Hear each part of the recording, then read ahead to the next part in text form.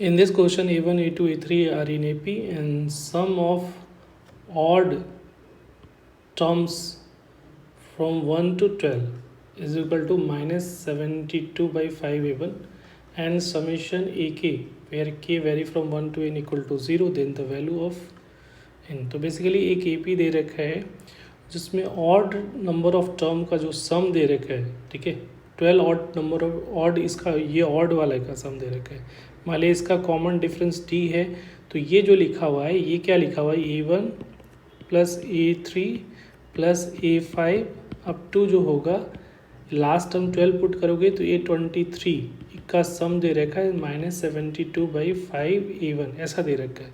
तो अगर इसका कॉमन डिफरेंस टी ले रहे हो तो इसका डिफरेंस जो होगा वो 2D का हो जाएगा। तो यहाँ पे समेशन का फॉर्मूला लगाओगे तो ये टोटल नंबर ऑफ टर्म कितना है, 1 से लेकर 12 है, तो 12 टर्म हो गया, तो 12 डिवाइडेड बाई 2 इंटू A1 हो जाएगा। और यहाँ पे जो दे रखा है, ठीक है, 23 है, तो यहाँ पे 11D एन माइनस 1 करोगे तो 12 माइनस लिख ही देता हूँ, 12 माइनस 1 इंटू 2D हो जाएगा, क्योंकि कॉमन डिफरेंस 2D का है, is equal to minus 72 by 5 A1। इस तरह से लिख सकते हो।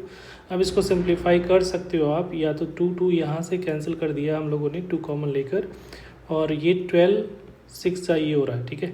तो यहाँ से जो वैल्यू आ रही है, ठीक है, इसको अगर हम लोग देखोगे तो ये आ रहा है हमारा 5 A1, ठीक है, 5 A1 हो जाएगा, 12 6 ये हो रहा है, ठीक है, 5 A1 हो गया ये, और ये हो गया 11D हो जाएगा, इज इक्वल टू 6 से माइनस 6 से A1, राइट। अब इसको इधर लेके चले जाओगे और ये 5 से मल्टीप्लाई भी होगा ना यहाँ पे, तो ये जो होगा इसको अगर देखोगे तो उधर लेके जाओगे तो 5 into 11D is equal to कितना हो जाएगा, माइनस 11 A1, ठीक है। तो 11 तो कैंसिल आउट हो गया, तो यहाँ A1 की वैल्यू जो आ रही है माइनस 5D आ रही है, राइट। एक रिलेशन निकल गया। अब यहाँ पे एक वैल्यू पता चल गई है, तो यहाँ पे अब सम दे रखा है, सम ऑफ इन टर्म्स, तो इन टर्म्स का अब ये सीक्वेंस पे जा रहे हैं हम लोग।